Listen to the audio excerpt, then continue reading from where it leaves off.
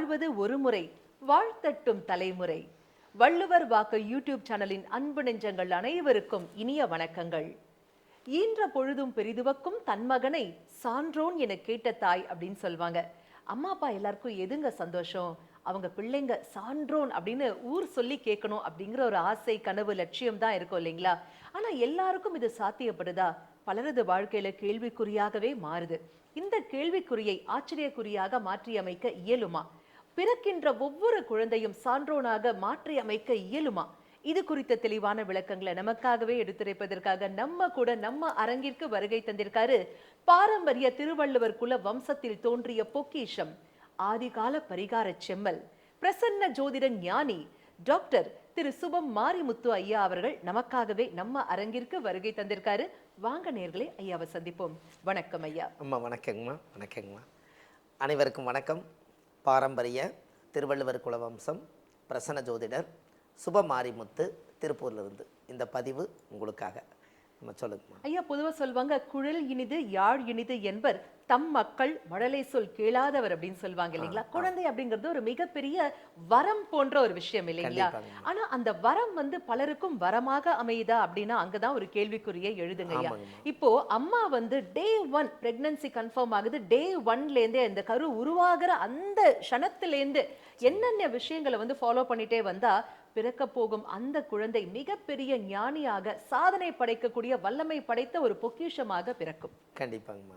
ரொம்ப அற்புதமான விஷயங்கம்மா. அதாவது ஒரு தாயுடைய கர்ப்பத்துக்குள்ள ஒரு குழந்தை பனிக்கூடத்துக்குள்ளே உருவாகும் போது அந்த குழந்தை ஒரு புண்ணிய குழந்தையாக இந்த பூமிக்கு வரணும் அப்படின்னு சொன்னால் கண்டிப்பாக நம்ம எல்லாமே தெரிஞ்சுக்க வேண்டிய விஷயம் இல்லைங்களாங்கம்மா? ஆமாங்க ஐயா. இப்போது ஒரு உதாரணங்க, இந்த காலத்தில் ஆதி காலத்துல எல்லாம் பார்த்தீங்கன்னா ஒரு குழந்தை உருவாச்சுன்னா அந்த குழந்தை உருவான உடனே வாழ்ந்துட்டு இருந்தவங்க இந்த வீட்டுக்கு வாரிசு பிறக்க போகுதுன்னு சொல்லிட்டு கணவன் மனைவி 2 பேரும் சேர மாட்டாங்க. அந்த குழந்தையை அந்த குழந்தையை நல்ல விதமாக பெற்று எடுக்கணுங்கிற ஒரு கொள்கையை மனசுக்குள்ளே வச்சுக்குவாங்க. அவர் ஷேவ் பண்ண மாட்டார். எதற்காகனா தாயே தியாகம் பண்ண போகுது. இந்த குழந்தைய பிரசவமாக வெளியே கொண்டு வந்து இந்த உலகத்தை கொடுக்கறதுக்கு தாய் 10 மாதம் தியாகம் பண்ண போகுது. மறுஜென்மம் தானுங்க. அதாவது பிரசவம்ங்கிறத அதை பிரித்து பார்த்தீங்கன்னா பிறக்கலினா சவம். எப்படிங்கம்மா? உண்மையா? பிரசவம் ஒரு பெண்ணு கஷ்டப்படுறது அந்த அன்னைக்கு அந்த குழந்தை வெளியில் வரும்போது சொல்கிறாங்க இல்லைங்களா, உயிர் போய் உயிர் வந்துன்னு சொல்கிறாங்கல்லங்க. ஒரு சுகப்பிரசவமானவங்களை போய் நம்ம கேட்டால் இந்த குழந்தையை நான் பெற்று எடுக்கிறக்குள்ளே நான் பட்ட பாடு, நான் என்னுடைய அம்மா கிட்ட குடித்த பாலே எனக்கு நான் கக்கிட்டேன் அப்படி சொல்லுவாங்க இல்லைங்களா? அவ்வளோ ஒரு விஷயம் அதில் இருக்குதுங்க. ஒரு குழந்தைய வெளியே கொண்டு வரதுன்னா அப்போ அந்த ஒரு உயிர் உருவாகிறதுக்கு ஒரு உயிர் போய் ஒரு உயிர் வந்த மாதிரி தான் பிரசவம். அது பிறக்கலினா சவம், அதான் பிரசவம். அந்த காலத்தில் பேரே எதுக்காக அப்படி வச்சாங்கன்னா, நீ இந்த உலகத்தில் பிறந்துட்டேன்னு சொல்லி போட்டு ரொம்ப இது பண்ண வேண்டாம். ஒரு நாள் நீயும் பிறந்துட்ட, ஆனால் ஒரு சவமாகத்தான் போகிற. அதனால் நீ இருக்கும் 120 வருஷ காலத்தில் புண்ணியத்தோடு வாழ்ந்துட்டு போகணும்.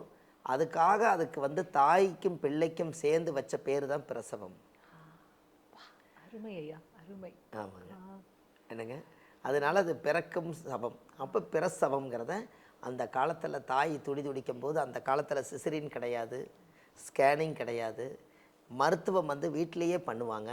நிறைய குழந்தைங்க வீட்டில் தான் மருத்துவம் பார்ப்பாங்க. அவங்க கத்தி கதறி அழுது அந்த குழந்தையை வெளியில் கொண்டு வந்து அவங்க வீட்டுக்காரர்கிட்ட காமிக்கும் போது படாத கஷ்டப்பட்டு தான் அந்த குழந்தை வாரிசை கொண்டு வந்து காமிப்பாங்க. அப்போ இவ்வளவு ஒரு பெரிய ஒரு விஷயம் அதுக்குள்ளே ரகசியமாக இருக்குதுங்க. அப்படி இருக்கும்போது இந்த தாய் 10 மாதம் எந்த தோஷங்கள் இல்லாமல் ஒரு புண்ணிய குழந்தையாக இந்த உலகத்துக்கு வரணும் அப்படின்னு சொன்னால், தாய் முதல் மாதம் அப்பா தான் உருவாக்குனார். முதல்ல உயிர் கொடுத்தவர் அப்பா, சுமந்தது தாய். அப்போ இந்த உயிர் கொடுத்தவர் அப்பான்னா அப்பாவுக்கு ஜோசியத்தில் ஜாதகத்தில் போய் பார்த்தா சூரியன் தான் அப்பா. அப்போ 10 மாதத்தில் முதல் மாதம் 30 நாளும் கரு உருவான உடனே சூரிய நமஸ்காரம் செய்யணுங்க. யாருங்க? பெற்ற தாய். அவங்களுக்கு தொப்புள் கொடி உறவில் இருந்து அந்த தாய்க்கு சூரிய நமஸ்காரம் செய்தால் அந்த உலகத்தில் 30 நாளும் ஆத்மாகாரகன் சூரியன் உள்ளுக்குள்ளே ஒரு ஆத்மா உயிரோடு வாழுது. அப்போ அந்த சூரியனுடைய பிம்ப சக்தி தாயோட கருவறைக்கு சப்போர்ட்டாக இருந்தால் அந்த குழந்தை நல்ல ஆத்ம பலத்தோட பிறக்குமா. அதுக்கு சூரிய நமஸ்காரம் முதல் மாதம் தாய் வந்து பண்ணணும். நிச்சயமா சூரிய நமஸ்காரம்னா யோகால காமிக்கிற மாதிரி எக்ஸசைஸ் கிடையாது. சூரிய பகவானை கையெடுத்து வணங்குவது இல்லைங்களா ஐயா? ஆமாங்கம்மா. நீங்கள் நின்ன இடத்துலையே நீங்கள் சூரிய நமஸ்காரம் செஞ்சுங்க. என்னுடைய வயிற்றில் வரக்கூடிய குழந்தைக்கு அப்பாவுடைய சக்தியால் குழந்தை பிறந்ததுனால இந்த குழந்தை என்னுடைய வயிற்றுக்குள்ளே பிறந்து சூரியனுடைய சக்தி நல்லா இருக்கணும்னு சொல்லி அவங்க பிரார்த்தனை பண்ணி அந்த மாதம் பண்ணணும்.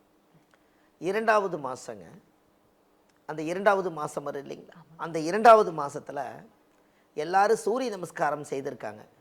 இன்னைக்கு வரைக்கும் சந்திர நமஸ்காரம் செய்திருக்காங்களா? இல்லை. அப்போ பௌர்ணமி அன்னைக்கு நிலாவை பார்த்து சாமி கும்பிடுறாங்க, ஒரு நாள் பண்ணுறாங்க. ஆனால் எல்லா நாளும் நிலா வருது. யாராவது இரவில் சாமி கும்பிட்டுருக்காங்களாங்க? சந்திரன் திசை 10 வருஷங்க. அப்போ தாய் உடைய கற்பத்தில் இருக்கிறதும் 10 மாதம். அப்போ சந்திரன் திசை 10 மாதம் 10 வருஷம், தாயும் அந்த பிள்ளையும் அந்த 10 மாதத்துக்குள்ளே குழந்தை உருவாகுது. அப்போ சந்திரனுக்கும் இந்த தாய்க்கும் ஒரு தொடர்பு இருக்குது. அப்போ இரவு நேரத்தில் டெய்லியும் தினம் நான் தாயாக போகிறேன், இந்த குழந்தை நல்லபடியாக பிறந்து வம்சத்தை இந்த ஊருக்கு நான் பெற்று நல்லபடியாக புண்ணிய குழந்தைய காமிச்சு என்னுடைய வம்சத்துக்கு நான் இந்த ஊரில் வந்து விளக்கேற்ற வந்து இந்த வீட்டுக்கு நான் வந்து குழந்தை பாக்கியம் இல்லைன்னு இல்லாமல் நான் இந்த குழந்தைய இந்த உலகத்துக்கு நல்லபடியாக பெற்று எங்கள் பிறந்த வீட்டுக்கு புகுந்த வீட்டுக்கு ஒரு பெருமை சேர்த்துறக்காக இந்த தாய் 10 மாதம் பேர் கிடைக்கணும்னா அந்த 30 நாளும் சந்திர நமஸ்காரம் செய்யணும். 2வது மாதம். ஆமாங்க. 2வது மாதத்தில் தாய் வந்து சந்திர நமஸ்காரம், தந்தைக்கு வந்து சூரிய நமஸ்காரம். இது முதல்ல அதனால தான் சூரியனும் சந்திரனும் அது இணைஞ்சது அம்மாவாசைன்னு சொல்லுவாங்க. அன்னைக்கு உலக இருட்டுன்னு சொல்லுவாங்க. காலப்போக்கில் அம்மாவாசைன்னு மாற்றிட்டாங்க. அது அம்மா ஆசை. அது அம்மா ஆசை. அம்மா ஆசை. அது ரொம்ப புதுமையா இருக்கு ஐயா கேட்கவே. நேர்கோட்டில் வருதுன்னு சொன்னாங்கல்லங்க. அப்போ சூரியனும் நேர்கோட்டில் வருது, சந்திரனும் நேர்கோட்டில் வர்றாங்க. அவங்க 2 பேரும் அப்போ அப்பா அம்மா 2 பேரும் சேரக்கூடிய நாள் அன்னைக்கு உலகமே இருட்டுங்கிற மாதிரி கருவறை இருட்டாக இருக்கிறனால தான் அம்மா ஆசை. அது காலப்போக்கில் அம்மாவாசைன்னு பேர் வந்துருச்சு. வா, அருமை ஐயா, அருமை. நீங்க ஒரு மிகப்பெரிய ஒரு என்சைக்ளோபீடியா அப்படின்னே தான் சொல்லணும். ஏன்னா ஒவ்வொன்றுக்கும் நீங்க கொடுக்கக்கூடிய பதில்கள் பாத்தீங்கன்னாக்கா ஆச்சரியமூட்டக்கூடிய வகையில தாங்க ஐயா இருக்கு. தொடர்ந்து பேசுவோம் ஐயா. அருமை. ஆமாம், அம்மா ஆசை. அது அப்புறம் அம்மா சுட்ட தோசை நல்லா அப்புறம் குழந்தைக்கு ஊட்டும் போது அப்போ அம்மா ஆசை தானே அதுங்க. அப்போ அம்மா ஆசை தானே. அப்போ சந்திரன். அப்போ 2வது மாதம். இந்த 3வது மாதம் வந்து ஒரு தைரியம் வீரியமாக இருக்கணும், இந்த குழந்தை நல்லா இருக்கணும் அப்படின்னு ப்ரேயர் பண்ணோம்னா ஜாதகத்தில் போய் பார்த்தீங்கன்னா தைரியத்துக்கு உண்டான கிரகம் வந்து செவ்வாய். அந்த செவ்வாயாக இருக்கிறனால 6 வட வீடு கொண்ட திருமுருகனுடைய படத்தவோ இல்லை கோவில்லையோ போய் வீட்டுக்காரோ அவங்க சம்பந்தியோ இவங்கள யாரோ ஒருத்தர் போய் 6 வட வீட்டுக்கும் தேங்காயை உடைச்சி பூஜை பண்ணி சாமி கும்பிட்டு வந்தால் அந்த குடும்பத்தில் அந்த செவ்வாய்ங்கிற கிரகம் முருகன் தைரியமாக இருக்குங்களாம்.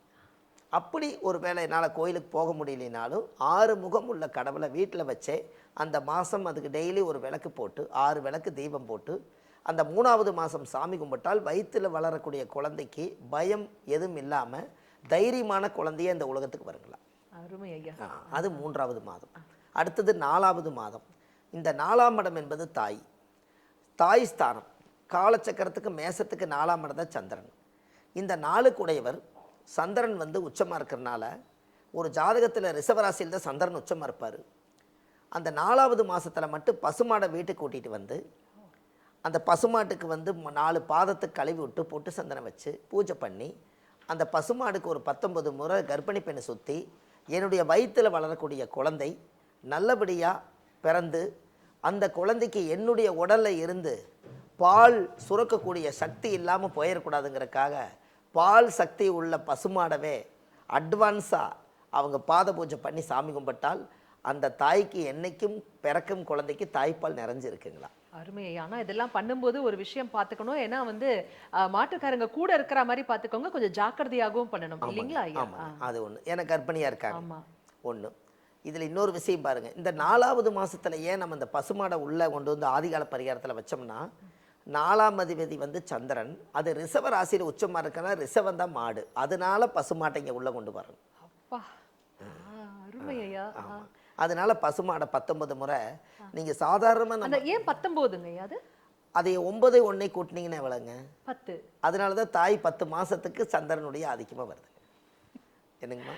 சரிங்க ஐயா. இன்னும் சொல்ல போனால் அருமை. ஆமாங்க. சூரியன் எத்தனாவது? சூரியன் திசை 6 வருஷங்க. அப்போ சூரியன் எத்தனை மணிக்கு உதயமாகுது? 6 6 மணிக்கு. மணி. அதனால 6 வருஷமாக இந்த உலகத்தில் சித்தர்கள் வகுத்திருக்காங்க. சந்திரன் திசை 10 வருஷம். அப்போ தாயுடைய கர்ப்பத்தில் ஒரு குழந்தை 10 மாதம் பிறக்குது. அந்த 10 தான் அந்த 10 மாற்றிருக்காங்க. எல்லாமே அந்த காலத்தில் விஞ்ஞானபூர்வமாக தான் உருவாக்கியிருக்காங்க. ஆச்சரியமா இருக்கு ஐயா. நிச்சயமா இது வரைக்கும் கேட்காத விஷயங்கள் இவ்வளவும், ஒவ்வொரு விஷயமும் நம்ம வாழ்க்கையில வந்து அன்றாடம் பார்க்கக்கூடியதே வந்து எவ்வளவு அழகா நம்மளுடைய முன்னோர்கள் வந்து மெய்ஞானத்தையும் விஞ்ஞானத்தையும் கனெக்ட் பண்ணி செஞ்சிருக்காங்க அப்படின்னு ரொம்ப தெளிவா சொல்றீங்க ஐயா. நீங்க இந்த 4ஆம் இட கடக வீடுன்னு நீங்க சொன்னீங்க இல்லைங்களா? ஆமா. அந்த ராசியில ஒரு கிரகம் உச்சமாவார். எல்லா கிரகம் எங்கெங்கேயோ உச்சமா, குரு மட்டும்தான் அங்கே உச்சமாவாருங்க. எங்கேங்க? கடகராசியில். கடகராசியில் குரு உச்சமா இருப்பார். ஆனால் குரு திசை எத்தனை வருஷம்னு பார்த்தீங்கன்னா உங்களுக்கு தெரியுமா? குரு திசை 16 வருஷங்க. 16. அந்த 16 செல்வங்களும் பெற்று பெருவாள் வாழுனது அந்த 16 வருஷங்கிறது கடகத்தில் தான் வச்சுருப்பாங்க. அதை ஒரு ஜோசியத்தில் ஒருத்தர் கேட்டார், 16 வருஷம் எப்படி வந்தது அப்படின்னு. குருவுக்கு ஏன் 16 வருஷம்னு வச்சாங்க? மேசத்துலேருந்து மீன வரைக்கும் என்னீங்கன்னா 12ங்களா? ஆமாங்க ஐயா. மறுபடியும் மேசத்தை என்னன்னீங்கன்னா 13, ரிஷபம் 14, மிதுனம் 15, கடகம் 16. அதனால 16 குரு உச்சம். எப்படிங்க? ஓ, ஓகேங்க ஐயா. ஓகே அப்பா, ரொம்ப வித்தியாசமான ஒரு கோணத்துல நீங்க ஒவ்வொரு விஷயமும் சொல்றீங்க ஐயா. ஆமாங்க. ஜோதிடத்தில் ஆழமாக உள்ளே போய் பார்த்தோம்னா சயின்டிஃபிக்காக எல்லாமே ஃபிக்ஸடாக அந்த காலச்சக்கரத்தை பேட்டர்ன் போட்டு தான் இந்த உலகத்துக்கு விஞ்ஞானமாக ஜோதிடம்னு வச்சுருக்காங்க. ஜோதிடம்னா என்ன? நம்ம ஒருத்தர் ஜாதகம் பார்க்க வரும்போது அந்த ஜாதகத்தை வாங்கி சோதிச்சு திடமாக சொல்லு, அதனால ஜோதிடம். என்னங்கம்மா? நிச்சயமா. ஆமாம். ஜாதகம் பார்க்க வர்றேன்னு சொன்னது எதற்காக? என்னுடைய வாழ்க்கையில் பாதகமாக போயிட்டுருக்கறனால நம்ம ஜோசியர்கிட்ட வந்தால் எனக்கு சாதகமாக இருக்கணுங்கிறதுக்காக எனக்கு தெரியாத விஷயத்த ஜோசியர் சொல்லுவார். அதை சொல்லி எனக்கு சாதகமான பலன் சொன்னால் எனக்கு சாதகமாக இருக்குங்கிறதுக்காக சாதகம் பார்க்க நீங்கள் வரீங்க. அருமை ஐயா, அருமை. அதாவது தெரியாத வாழ்க்கையில புரியாத இருண்ட பகுதியில வந்து ஜோதியை காண்பித்து திடத்தை கொடுப்பதற்காகத்தான் ஜோதிடமே உருவாக்கப்பட்டது அப்படின்னு அற்புதமான ஒரு விளக்கம் கொடுத்தீங்க ஐயா. அப்போ இது 4வது மாதம் ரிஷபத்துக்கு வந்து பசுமாட்டுக்கு பூஜைங்க. 5வது மாதம் 5ஆம் இடம் தான் குலதெய்வம், 5ஆம் இடம் தான் புத்திரஸ்தானம். அப்போ நம்மளோட பாரம்பரியத்தை குலதெய்வத்தை போய் சாமிக்கு வந்து அன்னைக்கு வந்து கர்ப்பிணி பெண்ணு போகாட்டிங்க கூட அந்த குடும்பத்தில் 2 குடும்பம் சேர்ந்து தான் அந்த குழந்தைக்கு அந்த காலத்து சொல்லுவாங்க, ஊராம்புளை ஊட்டி வளர்த்துனா தம்புள்ள தானாக வளரும்பாங்க. அது என்ன ஊராம்புளை ஊட்டி வளர்த்துனா தம்புள்ள தானாக வளரும்? நம்ம ஒரு ஊர்லேருந்து நம்ம வீட்டுக்கு ஒரு பிள்ளை கட்டிட்டு வந்துட்டோம், அதனால் அது ஊராம்புள்ள. அதுக்கு வந்து வயிற்றில் மாசமாக இருக்கும்போது அதுக்கு நாக்கு அதெல்லாம் வாய் கசக்கும், மாங்காய் புளிக்கும், தேங்காய் புளிக்கும், அது ஒரு வாந்தி வர மாதிரி இருக்கும். அதனால ஆப்பிள், ஆரஞ்சு, மாதுளம்பழம் எல்லாத்தையும் வாங்கிட்டு வந்து அந்த ஊராம்புள்ளைக்கு நீ ஊட்டி விடுப்பா, உம்புள்ள வயிற்றுக்குள்ளே தானாக வளருதுங்கிறது தான் ஊராம்புள்ளை ஊட்டி வளர்த்தனா தம்புள்ள தானாக வளருன்னு சொன்னதுங்க. அப்பா, எதையுமே முன்னோர்கள் சும்மா சொல்லல, அதுக்குள்ள ஆழ்ந்த அர்த்தங்கள் ஒளிந்து கிடக்கு. கண்டிப்பாங்க. ரொம்ப பழமொழி ரொம்ப நல்லா இருக்குங்க. தெருவில் இருக்கிற பிள்ளைக்கு ஊட்டி விட்டா இவர் பிள்ளை எப்படி வளருங்க? ஊராம்புள்ளைன்னு சொன்னால் யாருன்னே தெரியாதா, நான் கல்யாணம் பண்ணினதுக்கப்புறம் அந்த ஊராம்புள்ளைங்கிறது அப்படி வந்ததுங்க அந்த காலத்தில். நான் நினைச்சேன் தான தர்மம் பண்ணா அந்த தர்மம் நம்ம பிள்ளைய காக்கும், அதை ஏதோ மீன் பண்ணி சொன்னாங்களோன்னு இல்லை, மக்களுமே அப்படித்தான் ஒரு சில பேர் வந்து நினச்சிட்டு இருக்கிறாங்கன்னு நினைக்கிறேங்க. இந்த மாதிரி ஊராம்புள்ளை ஊட்டி வளர்த்தனா தம்புள்ள தானா வளருன்னு. ஊராம்புள்ளை என்பது ஒரு கல்யாணம் பண்ணிட்டு வர்றோம், அந்த பிள்ளையோட இவங்க வாழ்ந்து அந்த குழந்தை கன்சீவ் ஆயிடுச்சு. அதை கன்சீவ் ஆனது அந்த வயிற்றுக்குள்ள குழந்தை வந்து ஊராம்புள்ளைங்கிறது ஊரா வீட்டுக்குள்ளே இருந்து வந்த புள்ளை நம்ம உள்ள அது வயிற்றுக்குள்ளே இருக்குது. அதுக்கு வந்து வாய் இல்லை, தொப்புள் கொடி உறவு கடைசியில் தான் வருங்க. அதுக்கு வந்து குழந்தைக்கு வாய் இல்லாதனால ஊராம்புள்ளையை ஊட்டி வளர்த்தனா அப்படின்னா அவங்க தாய் சாப்பிட்றதை எடுத்துகிட்டு போய் அந்த குழந்தை வளர்ந்து தான் அது அந்த வாரிசோட அந்த வீட்டுக்கு வாரிசோட புள்ள வந்து தானாக உள்ள வளருமா. அது அந்த விளக்கங்கள் வந்து கொஞ்சம் நீங்கள் தெளிவுபடுத்திக்கணும். அப்போ தான் மக்களுக்குமே இதுக்கு ஒரு இல்லைங்களா? ஆமா, இல்லாட்டி புரியாம எல்லாரும் என்ன சொல்றது, அப்படியே குருட்டாம்போக்குக்கு சொல்லிட்டே இருப்பாங்க. ஆனா அதற்குள்ள இருக்கக்கூடிய அர்த்தங்கள் புரிந்து கொண்டு சொன்னால் மட்டுமே வாழ்க்கை சிறக்கும் இல்லைங்களா? ஆமாங்க. அப்போ அந்த 5வது வந்து அந்த குலதெய்வம். அப்போ அந்த ஊராம்புள்ளைன்னா அப்போ பாருங்க, அந்த வீட்டுக்கு மருமகள் அப்படின்னு சொல்லுவாங்க. மருமகள் அப்படின்னா அதை பிரித்து பார்த்தீங்கன்னா நம்ம வீட்டில் இருக்கிற பிள்ளையோட சேர்த்து இன்னொரு வீட்டிலிருந்து இன்னொரு மறுபடியும் ஒரு மகளை நம்ம தத்தெடுத்துட்டோம். அது மருமகள் கிடையாதுங்க. அது என்னங்க, இன்னொரு மகளை நம்ம வந்து தார வாழ்த்து வாங்கிட்டு வந்துட்டோம். இனி அந்த வீட்டுக்கு இந்த வீட்டில் இருக்கிற ஒன்றாவது அடுத்த வீட்டுக்கு போகும்போது ஒழிஞ்சு மருமகங்கிறத நிரந்தரங்க. ஆமாங்க ஐயா, உண்மை. என்னங்கம்மா? இது புரிஞ்சுக்கிட்டா பல பேர் வீட்டில் பிரச்சனையே இருக்காதுங்க. மருமகங்கிறவங்க அவங்க தான் அந்த வீட்டு சாவி கொத்த 2வது 3வது தலைமுறையில் வாங்கி நிர்வாகம் பண்ணியாகணும். அந்த வீட்டில் வளர புள்ள இன்னொரு வீட்டுக்கு பிழைக்க போகணும். அப்போ எதுக்கு நம்மளுக்கு கரெக்ட். என்னங்கம்மா? அருமை ஐயா, அருமை. அப்போ அந்த 5ஆம் இடம்ங்கிறது குலதெய்வங்க. அந்த கோவிலுக்கு அந்த மாசத்துல அவங்க பௌர்ணமி அமாவாசையில் போய் அவங்க குலதெய்வத்துக்கு சாமிக்கு தேங்காய் உடைச்சு பூஜை பண்ணி சாமி கும்பிட்டு வந்தால் இவங்களுடைய வயிற்றில் வளர்கிற குழந்தைக்கே பூர்வீகம் வந்து குலதெய்வமாக இருக்கிறனால இவங்க போய் அந்த சாமி கும்பிட்டு வந்தாங்கன்னா அது பிறந்து வளர்ந்து எங்கள் தாத்தாவோட கோயிலுக்கு நான் போய் சாமி கும்பிட்டு போகிறோம், அது ஒரு தேங்காய் வளை செட் எடுத்துகிட்டு போகும் இல்லைங்களா? அப்போ அட்வான்ஸை ப்ரிப்பேர் பண்ணி நம்ம ஒரு விதையை விதைக்கிறோம். நிச்சயமா.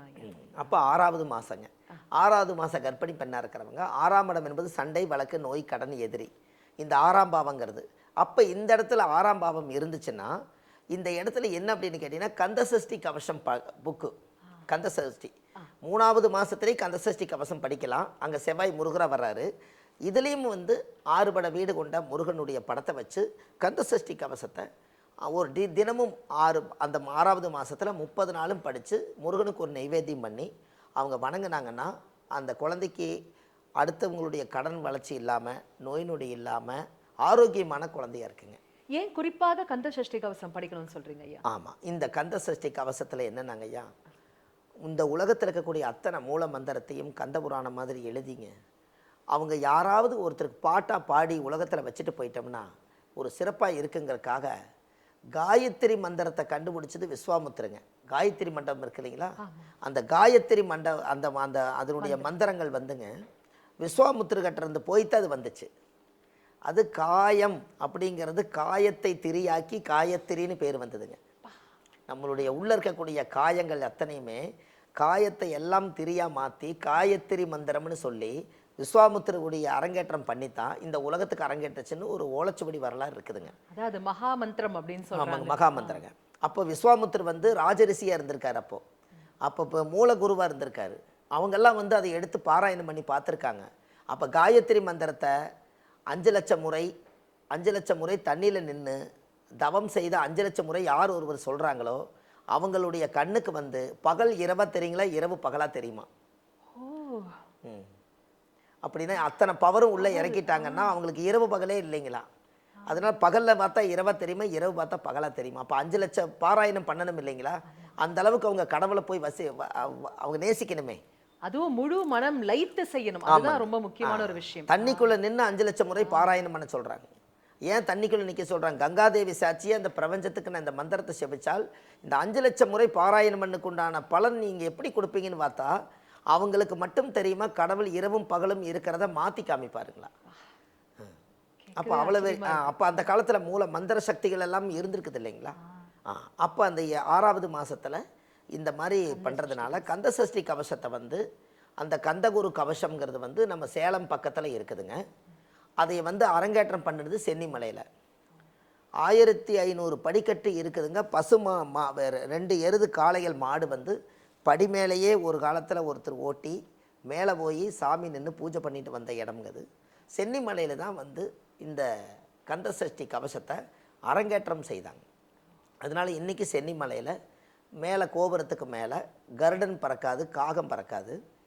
அந்த சென்னிமலை முருகன் மேலே வந்து தயிர் கொண்டு போய் மேலே அபிஷேகம் பண்ணினா தயிர் புளிக்காது.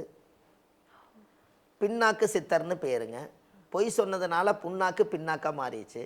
இத்தனை அருள் சக்திகள் எல்லாம் அந்த இடத்துல இருக்குதுங்க. அப்போ இந்த இடத்துல முருகர்களுக்கு அவ்வளோ பவர் இருக்குதுங்க. 9 கிரகம் 8 கிரகம் சுற்றி வர கோயில் கட்டிக்கிறாங்க. சென்னிமலை முருகனே செவ்வாயாக இருக்கார்.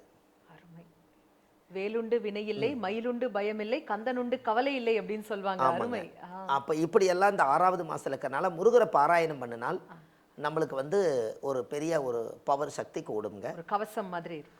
ஆமாங்க. அப்போ இந்த இன்னும் நம்ம பையில் பேக்கில் பார்த்தீங்கன்னா ஒரு சின்னதாக ஒரு கந்த சஷ்டி கவசத்தை நாங்கள் எப்போவுமே கையில் சுமக்கிறோம். இப்போ நம்ம எதுக்காக அதை சுமக்கிறோம் அப்படின்னா நம்மளுக்கு கேட்ட வரமெல்லாம் கொடுக்குறாரு. நான் இந்த ஆதிகால பரிகிற புக்கில் கொடுத்துருப்பேன். இந்த கையை கொடுத்துருக்கீங்க எழுதுறக்கு, இந்த ஞானத்தை கொடுத்துருக்கீங்க, இந்த உலகத்தை பார்க்குறக்கு கண்ணை கொடுத்துருக்கீங்க, நம்மளுக்கு வேணுங்கிற சுவைச்சு சாப்பிட்றதுக்கு உணவை கொடுத்துருக்கீங்க. எல்லாமே கடவுள் கொடுத்த பொருள். நம்மளுக்கு மனைவி கொடுத்துருக்கீங்க, குழந்தைகளை கொடுத்துருக்கீங்க. இந்த உலகமே நம்மளை பார்த்து ஒரு பார்வையில் இருக்கிறதுக்கு எல்லாம் அந்த ஒரு சக்தி கொடுத்துருக்கீங்க. எல்லாத்தையும் கொடுத்தவங்க நீங்கள். அவங்களுக்கு நம்ம ஏதாவது ஒன்று இருக்கணும் இல்லைங்களா. அதுக்காக நான் ஒரு வரி என்ன எழுதியிருக்கிறேன்னா இந்த புத்தகத்தில் கடவுள் கொடுத்ததற்கே நன்றி சொல்ல முடியவில்லை இன்னும், இதில் அடுத்தடுத்து கேட்பதற்கு அஞ்சுதே என் உள்ளம். அருமை ஐயா, அருமை. அப்படியே உடலும் மனமும் சிலிர்க்குது இது கேட்டோனே. ஆமா, நம்ம எல்லாத்துக்கும் நம்ம இது கடவுள் இவ்வளவும் கொடுத்துருக்கிறாரு, இன்னும் நம்ம என்கிட்ட கேட்குறியான்னு கடவுளே கேட்குறாரா? உனக்கு கூச்சலையா என்னங்க? அருமை. என்னென்ன கடவுள் நீங்கள் என்னென்ன கேட்குறீங்களோ அதெல்லாம் இந்த பிரபஞ்சத்தில் நான் படைச்சு வச்சுக்கிட்டேன். இத்தனையும் நான் உனக்கு தான் படைச்சு வச்சுருக்கேன், நீ தான் அனுபவிச்சுட்டு இருக்க. எனக்கு திருப்பி நீ நன்றி என்ன சொல்கிற? என்னை பார்த்து வணங்குறது மட்டும்தானே உன்னை கேட்டேன். அப்போ நான் வந்து அதுக்கு தான் அந்த கடவுள் சொன்னதான். அருமை ஐயா, அருமையான வரிகள். ஆமாம், இதெல்லாம் இடையில இந்த வார்த்தைகள் எதற்காக சொல்கிறேன் அப்படின்னு கேட்டிங்கன்னாங்கம்மா, அது சொல்லாமல் விட்டுட்டா இந்த பதிவில் வந்து தெரியாமலே போயிடும். அப்போ இதை பார்த்து கடவுளை வணங்குவாங்க நிறைய பேர். நாம் வந்து குறையோட பிறக்கலை, நிறைவாக பிறந்துக்கிறேங்கிறது இந்த பதிவு சொல்லும். என்னங்கம்மா, நமக்கு என்ன கொடுத்துருக்குதோ, இப்போ ஒருத்தர் வந்து கால் ரொம்ப முடியாமல் நடக்க முடியாமல் ஒருத்தர் நடந்து போகிறாரு, அது அவருடைய பிறவி கர்மா. கடவுள் அவருடைய டயத்துக்கு படைக்கும் போது என்ன பிரச்சனையோ அதை பறந்துருக்கலாம். அதை விட நாம் வந்து 2 காலில் நல்லா நடந்து போகிறோம்னா அந்த இடத்துல தான் நாம் நினைக்கணும், அவரை விட நாம் 2 கால் நல்லா வச்சுக்கிறாரு, இதுக்கு கடவுளுக்கு நீங்கள் நன்றி சொல்லணும். உனக்கும் கீழே உள்ளவர் கோடி நினைத்து பார்த்து நிம்மதி நாடு அப்படின்னு சொல்லுவாங்க. அற்புதமான வரிகள். ஆமாங்க. அப்போ அது வந்து அந்த ஜாதகத்தை அப்போ நம்ம ஒருத்தருக்கு ஒருத்தர் டெமோ தாங்க. ஒருத்தருக்கு ஒருத்தர் டெமோ தான். அவரை விட இவர் பரவாயில்ல, இவரை விட அவர் பரவாயில்ல, எல்லாத்த விட கடவுள் பரவாயில்லைங்கிறது தான் முடிவில் வருது. கார் இல்லையேன்னு நினைக்கிறோம், காலே இல்லாம இருக்காங்களேப்பா, அதற்கு கால் கொடுத்தமைக்கு இறைவனுக்கு நன்றி சொல்லுங்க அப்படின்னு அற்புதமான ஒரு விளக்கம் கொடுத்தீங்க சார். நிஜமாவே சிந்திக்க வைக்கக்கூடிய ஒரு விளக்கம் இது. 6 மாதங்கள் கேட்கவே அப்பப்பா அவ்வளவு இன்ட்ரெஸ்டிங்கா இருந்தது சார். 7வது மாதத்துலேருந்து என்ன பண்ணணும் சார் இந்த தாய்? நல்ல கேள்விங்கம்மா. ஏன்னா 7வது மாதங்கும் போது எல்லாருக்குமே வந்து ஒரு சந்தோஷம். எப்படின்னா, ஒரு வளகாப்பு செஞ்சு கொடுறாங்கன்னு அந்த பொண்ணுக்கு ஒரு சந்தோஷம் இருக்குது இல்லைங்களா? Yes sir. 6 மாதமாக அந்த பொண்ணு கருவை சுமந்து 7வது மாதம் எனக்கு தாய் வீட்டு சீதனம் கிடைக்கி, எனக்கு புருஷ வீட்டிலேருந்து சீதனம், எனக்கு சீர் கிடைக்கி, என்னுடைய வாரிசுக்கு திஷ்டி கழிப்பாங்க. இதெல்லாம் அவங்களுக்கு ஒரு சுமந்தவங்க, கருவு சுமந்தவங்களுக்கு அந்த இது இருக்குது இல்லைங்களா? இந்த 7 அப்படின்னு வர்றதில் என்ன அப்படின்னு கேட்டிங்கன்னா, சப்த கன்னிமார்கள் கேள்விப்பட்டிருப்பீங்க. கன்னிமார்களே 7 பேர் இருப்பாங்க. அந்த 7 கன்னிமார்களுக்குமே ஒரு புடவையெல்லாம் வாங்கி கட்டி, அதுக்கு கடவுளே நான் ஒரு சப்த கன்னி 7வது மாதத்தில் நான் இப்போ இருக்கேன், அதனால் அந்த 7 கன்னிமார்களுக்கு தலவாழை இலை போட்டு பொங்கல் வச்சு பூஜை பண்ணி சாமி கும்பிட்டு வந்தால், அந்த சப்த கன்னிமார்களுடைய ஆசீர்வாதத்தில் அந்த 7வது மாதத்தில் ஏதாவது கருவில் தோஷம் ஏதாவது இருந்தால் நிவர்த்தி ஆகலாம். அதனால் அந்த 7ன்னு வந்தாலே ஒரு சிறப்பானதுங்க. சப்த ரிஷிகள் 7, சப்த கன்னிமார்கள் 7, சப்த சுரங்கள் 7 இல்லைங்களா? ஆமாம், சரிகம பதனிசா 7, 7 தலைமுறை, 7 ஜென்மம் இல்லைங்களா? அப்போ இப்போ ஏதாவது ஒருத்தர் பேசினா கூட 7 தலைமுறையாக இருந்தாலும்பாங்க. அப்போ இந்த 7க்குன்னு ஒரு சிறப்பு வச்சுருக்காங்க.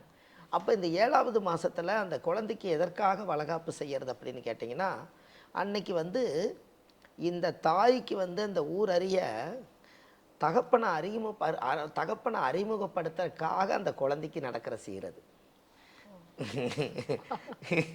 எப்படிங்கம்மா? நெகிழ்ச்சியாக இருக்குது சார். ஆமாம், அவரை உட்கார வச்சு இவருக்காகத்தான் இவரைத்தான் எனக்கு கட்டி கொடுத்தாங்க, இவர் மூலியமாக தான் எனக்கு குழந்தை உருவாச்சு, இந்த குழந்தைய உலகத்துக்கு நான் வந்து நானும் ஒரு தாயாயிட்டேன்னு சொல்கிறத அந்த தந்தையை பக்கத்தில் உட்கார வச்சு செய்கிற வளகாப்பு சீர் தான் நாளைக்கு எந்த ஒரு சொல்லு வரக்கூடாதுங்கிறதுக்காக எல்லா மக்களும் சேர்ந்து அவங்க 2 பேர்த்தையும் கல்யாண மணமேடையில் எப்படி 2 பேர்த்தையும் உட்கார வைக்கும்போது 2ஆக இருந்தது, 2ஓட 1 சேர்ந்து 3ஆக இருக்கிறத வளகாப்பில் தான் பார்க்க முடியுங்க.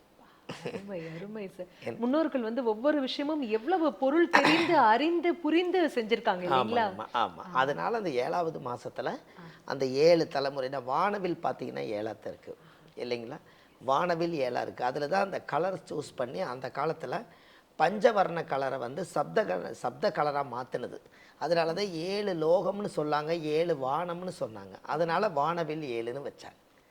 இதெல்லாம் தான் மக்களுக்கு தெரியப்படுத்தணுங்க. அப்போ அந்த வானவில் 7, சப்த சுரங்கள் 7, சப்த கன்னிமார்கள் 7, சப்த ரிஷிமார்கள் 7, என்னுடைய ஜாதகத்தில் பிறக்கும் முதல் ஒரு செவ்வாய் திசையில் தான் செவ்வாய் வீடு இருக்கும், அதனால் செவ்வாய் 7, 8ஆம் இடம் தான் கற்பப்பை, அதனால் 8ஆம் இடம் செவ்வாய் வீடாக இருக்கிறனால அதே செவ்வாய் திசை 7, எல்லாமே 7 7ஆக பிரிச்சுக்கோ அப்படிங்கிறத அந்த காலத்தில் வச்சுருக்காங்க. அதான் 21 தலைமுறைக்கும் இந்த 7ன்னு சொன்னாங்க.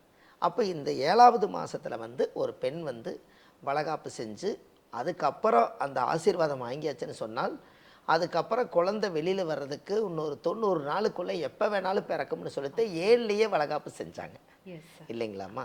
இது தாங்க சப்த கன்னிமார்களை போய் 7வது மாதம் கும்பிட்டு வந்தாலே இந்த பிரபஞ்சத்தில் இருக்கக்கூடிய அத்தனை சக்திகளும் அந்த வயிற்றில் இருக்கிற குழந்தைக்கு சேவ் ஆயிரும்.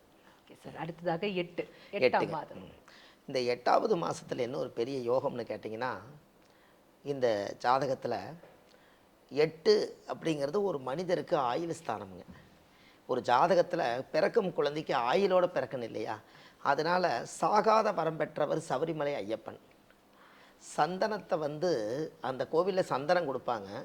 சந்தனத்தை கொண்டு வந்து கர்ப்பப்பையில் தேய்ச்சா அந்த குழந்தைக்கு ஆயுள் பலம் கொடுங்களா. அதை சந்தனம் ப்ளஸ் வயிற்றுக்குள் சந்தானம் என்னங்க. அருமை, சந்தனம் ப்ளஸ் சந்தானம் அது விருத்தி ஆகிறதுக்காக பிரசாதத்தை முதலே சமர்ப்பணம் பண்ணினது தான் அந்த 8வது மாதங்க. அதனால தான் 8வது மாதம் கெட்டியாக பொழைச்சிக்கோன்னு அந்த காலத்தில் சொன்னதே ஆயுள் கெட்டி தான் அந்த காலத்தில் சொன்னது. அதனால ஆமாம், தீர்க்க ஆயுளோட அப்படி. 9ஆம் மாதம். ஆமாம். இந்த 9வது மாதத்தில் என்ன ஒரு யோகம்னு கேட்டிங்கன்னா, எல்லா ஊர்லேயுமே கர்ப்பிணி பெண்கள் இருந்தாலும் கூட மாரியம்மன் கோவில் இருக்குங்க. எத்தனையோ கோவில்கள் இருக்கும். அந்த கோவிலில் 9 நவகிரகம் வச்சுருப்பாங்க. ஒரு நாள் அந்த குடும்பத்தில் 9வது மாதத்தில் போய் 9 நவகிரகத்துக்கும் தீர்த்த ஊற்றி பால் பன்னீர் தேனி இளநி மஞ்சள் நீர் எல்லாம் 9 அபிஷேகம் பண்ணி அது எல்லா வஸ்திரம் சாத்தி அந்த 9 நவகிரக மந்திரம் சொல்லி அந்த அர்ச்சகர்கிட்ட கொண்டு போய் இந்த குடும்பத்துக்கே சேர்ந்து 9 நவகிரகத்துக்கிட்ட அர்ச்சனை பண்ணினாலே பிறக்கும் குழந்தைக்கு நவகிரக தோஷம் இல்லாமல் அந்த குழந்தை பிறக்குமா. என்னங்கம்மா. இது இவ்வளோ அருமையான விஷயங்கள். ஆமாங்கம்மா. இதெல்லாம் நான் அந்த ஆதிகாலமாக நம்ம யோகிச்சு மக்களுக்கு இதை வந்து இப்படி இப்படி பண்ணினீங்கன்னா நல்லா இருக்கும் அப்படிங்கிறதுக்காகத்தான் அந்த விஷயத்தை உங்களுக்கு எடுத்தேன். ஐயா, இது எல்லாமே இந்த ஆதிகால பரிகாரங்கள் இந்த புத்தக பொக்கிஷம்குள்ள ஆமாங்கம்மா, இந்த புத்தகத்தில் கொடுக்குறேங்க. ஆமாங்க. பாகம் 2 வேற ரெடி. பாகம் 2 அட்வான்ஸ் இன்னும் நிறைய வருதுங்க. இப்போ இதுலயே நிறைய விஷயம் இருக்குதுங்க. என்சைக்ளோபீடியா இதெல்லாம் ஒவ்வொரு வீட்லயும் எப்படி டிக்ஷனரி, என்சைக்ளோபீடியா, அட்லஸ், அந்த மேப் எல்லாம் இருக்கணும்னு சொல்றாங்களோ அதே மாதிரி இந்த பொக்கிஷமும் ஒவ்வொரு இல்லத்திலும் இருக்க வேண்டிய ஒரு விஷயம் இல்லைங்களா? ஆமாங்கம்மா. ஓகேங்க ஐயா. அடுத்ததாக 10ஆம் மாதம். 10வது மாதத்துக்கு வந்துட்டாங்க. மேசத்தில் ஆரம்பித்த மாதிரி 10வது மாதம் வந்துட்டாங்க இல்லைங்களா?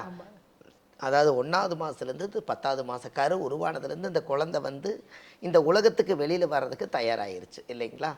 இந்த 10வது மாதத்தில் வீட்டில் என்ன பண்ணணும்னா ஒரு தலவாழை இலை விரிச்சுங்க, நல்லா ஒரு படப்பு பூஜை எல்லாம் போட்டு கிருஷ்ணர் சிலை இருக்குது இல்லைங்களா?